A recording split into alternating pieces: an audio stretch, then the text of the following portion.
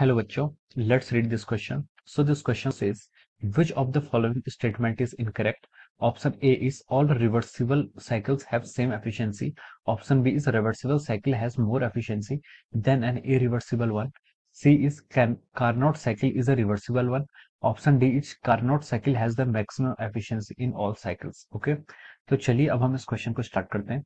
तो इस क्वेश्चन का की कॉन्सेप्ट हम लिख सकते हैं। The key concept of this question is, इस क्वेश्चन में हमसे पूछा गया कार्नोट साइकिल के बारे में, इसमें क्वेश्चन में हमसे बोला गया। सो हम लिख सकते हैं the key concept of this question is our Carnot cycle. तो देखिए आपकी कार्नोट साइकिल होती क्या? कार्नोट साइकिल आपकी होती है जो आपका कार्नोट इंजन होता है, एक आइडियल इंजन होता है। आइडियल इंजन आपका का जो अगर हम पीवी डायग्राम यहाँ पर प्लॉट करें, if you plot the PV diagram for a Carnot engine, ये आपका एक्स एक्सिस के अलॉन्ग वॉल्यूम है और वाई एक्सिस के अलॉन्ग आपका प्रेशर है। तो इसके करस्पॉन्डिंग अगर हम यहाँ पर पीवी डायग्राम यहाँ पर प्लॉट करते हैं, तो यहाँ पर हमें जो कर्व मिलता है वो कर्व हमें इस टाइप का मिलता है। This is the curve. ये आपका जो कर्व का नेचर होता है, ये आपका इस तरीके का नेचर होता है इस कर्व का। फिर ये ऐसे प्रोसेस होती है, उसके बाद ये प्रोसेस आपका इनिशियली यहाँ पर मिल जाता है। ओके, सो ये इस तरीके की प्रोसेस होती है। ठीक है, तो हम यहाँ से बोल सकते हैं कि this is the pressure volume curve of the Carnot cycle. ये आपकी कार्नोट साइकिल होती है। तो कार्नोट साइकिल में क्या होता है, आपके यहाँ पर चार प्रोसेस होती है। एक आपको सबसे पहले आपका ये मैंने ए से बी को बोला, ये आपका आइसोथर्मल एक्सपेंशन होता है। आइसोथर्मल एक्सपेंशन, उसके बाद ये बी से सी तक आपका एडियाबैटिक एक्सपेंशन होता है। एक्सपेंशन इसलिए क्योंकि वॉल्यूम बढ़ रहा है। फिर सी से हम डी की तरफ जाते हैं, ये पॉइंट मान लीजिए आपका डी है। तो सी से डी तक की जो प्रोसेस होती है वो आइसोथर्मल कंप्रेशन होती है। और डी से ए की जो प्रोसेस होती है, ये प्रोसेस, इसको हम बोलते हैं adiabatic compression. So this is our Carnot cycle. ये क्या आपकी कार्नोट साइकिल है। इसमें हम क्या करते हैं, डिफरेंट डिफरेंट आपके यहाँ पर क्या होते हैं, आपके टेम्परेचर्स में इसको ऐड करते हैं। पहले आपका सोर्स टेम्परेचर होता है, सोर्स टेम्परेचर में हम हॉट बॉडी को रखते हैं। उसके बाद जो आपका सिस्टम है उसको हम एक इंसुलेटिंग स्टैंड में रखते हैं, फिर कोल्ड बॉडी में रखते हैं। तो ये जो साइकिल ड्रॉ होती है, ये साइकिल आपके यहाँ पर से उसके करस्पॉन्डिंग आपकी इतनी आती है फॉर द कार्नोट साइकिल। अब हमसे क्वेश्चन में पूछा गया कि कौन सा स्टेटमेंट आपका क्या इनकरेक्ट है। अब हम स्टेटमेंट्स में चलते हैं। पहले स्टेटमेंट है, बोला गया कि all reversible cycles have same efficiency.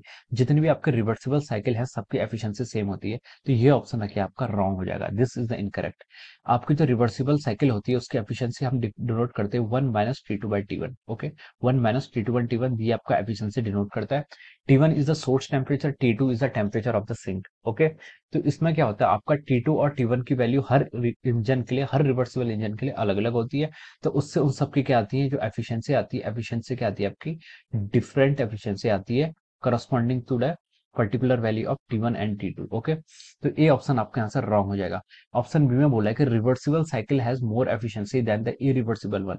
तो ये ऑप्शन आपका क्या राइट है। जो भी आपका रिवर्सिबल साइकिल्स होते हैं उनकी एफिशिएंसी क्या होती है, इरिवर्सिबल साइकिल से ज्यादा होती है। ये आपका बिल्कुल रॉन्ग, बिल्कुल राइट ऑप्शन है। ओके, थर्ड में उसने बोला है कि Carnot cycle is a reversible one. तो ये आप भी ऑप्शन क्या आपका ट्रू है, कार्नोट साइकिल का एक रिवर्सिबल वन है। हम यहाँ से देख सकते हैं कि ए से बी, बी से सी, सी से डी और डी से ई में इसने फाइनल पाथ अपना ट्रेस कर लिया। तो ये आपका रिवर्सिबल है वन है। डी में बोला है कि Carnot cycle has a maximum efficiency in all cycle.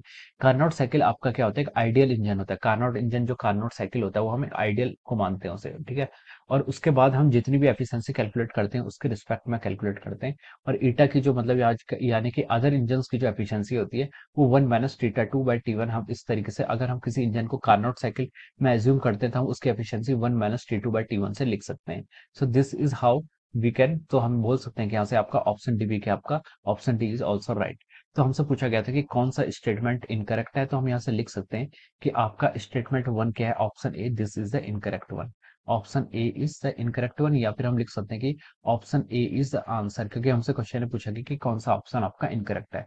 तो हम यहाँ से लिख सकते हैं कि option A is the answer of this question. Okay, so I hope you all understood this concept. All the best and thank you so much.